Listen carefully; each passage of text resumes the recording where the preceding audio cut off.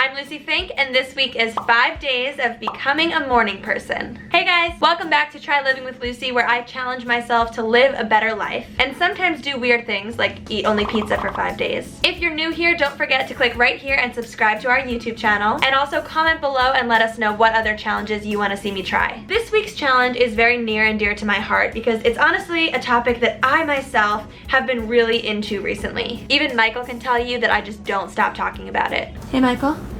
What's up? Can you tell the camera what's the one thing that I don't stop talking about? The thing I want to do.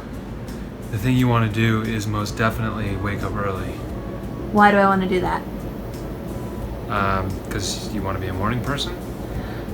Do I ever stop talking about it? Never. I'm really sick of it. So this past week, I finally took some early steps to start becoming a morning person. So now let's go back and I'll show you what I did.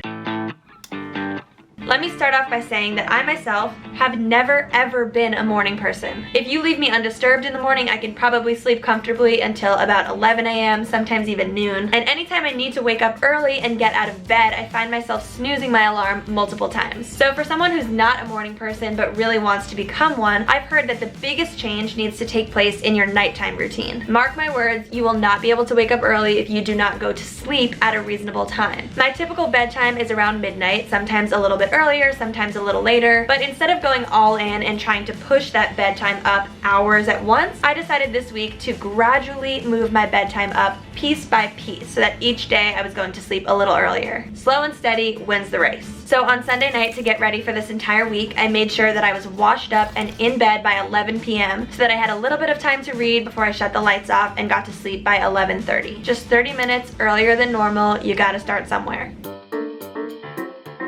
When I woke up on Monday morning at 6:30 a.m., I woke up to a good old-fashioned alarm clock. Right now you can see it next to my bed, but actually for this entire week I did not sleep with it next to my bed. I put it opposite the bed, which meant that I had to actually get out of bed to shut it off. And also using a real alarm clock instead of my phone meant that I didn't have to rely on my phone to be the alarm, so instead I could just turn it off entirely on Sunday night. And turning it off had some other benefits because I didn't run the risk of waking up on Monday morning, grabbing my phone and just scrolling and scrolling and scrolling, which you know I tend to do. So once I was up, I just did a full morning routine in my apartment.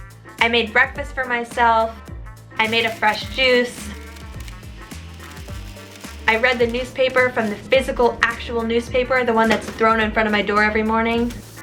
And I just used the extra time to be productive, so I did a little bit of work in the morning, I did a little meditation, and then I also popped in one of my favorite podcasts.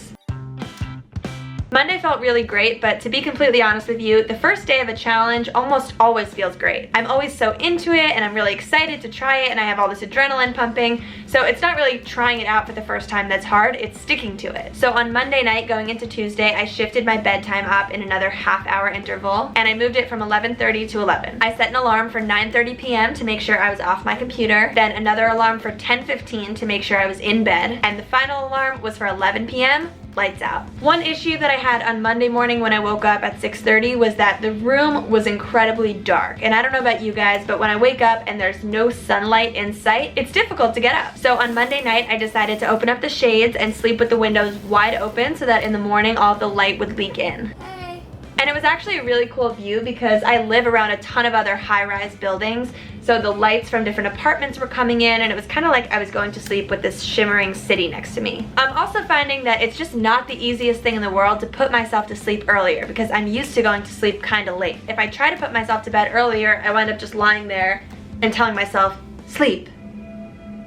But it doesn't really work like that. So on Monday night, to help with this, I tried out these new melatonin gummies that a friend recommended. Refinery29 has a whole article about melatonin and how it affects different people in different ways. Some people experience some pretty weird side effects from it. Other people swear by it. But at the end of the day, melatonin is a naturally occurring hormone in our bodies, so if you use it every once in a while, supposedly it's okay.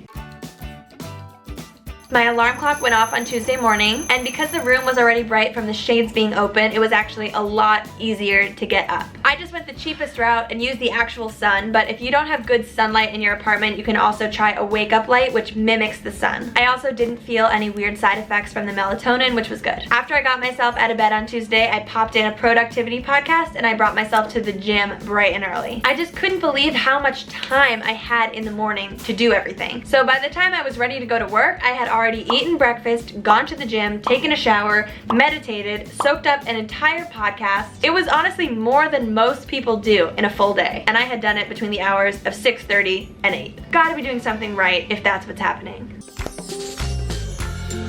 Jeff Sanders is a person that I think we all should know. He's a productivity coach and he's the author of the 5 a.m. Miracle, and he suggests that we all set a stop time for ourselves. So this is going to be the time at the end of the night when we turn off all of our technology and we start getting ready for bed. The reason why it's not a great idea to use technology just before you want to go to bed is that the blue light from our screens can suppress our body's natural melatonin production. And remember, melatonin is the hormone that helps us go to sleep. He suggests powering everything off at 8 p.m. for a 5 a.m. wake-up call. But since I'm not waking up quite as early and I'm doing 6:30 instead, I set my stop time to be 9 p.m. On Tuesday night, I discovered that there's a setting on both your computer and your phone that allows you to reduce the amount of blue light that's emitted from your screen as the day goes on. So by 9 p.m. at my stop time, I closed my laptop and turned off my phone. I was in bed by 10 p.m. and lights were out by 10:30.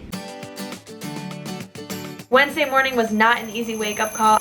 I was feeling very tired, but I did love the way I felt after going to the gym on Tuesday, so on Wednesday I pushed myself and I went again. One thing that I found that works for me is going to the gym early in the morning feels better for me because it's a time of day when I'm not really motivated to do anything else. Just get your heart rate up, you know? The end of the day is a time when I feel extremely motivated and I actually want to just sit down and get a ton of work done. So when I go to the gym at the end of the day, I feel like I'm going to the gym when I could be doing something else. But if you go to the gym in the morning when there's really nothing else to do, you won't feel like you're wasting time. Wednesday night we had a bit of a problem, so I got stuck at the office a lot later than I had hoped for. It's nighttime and I'm still here.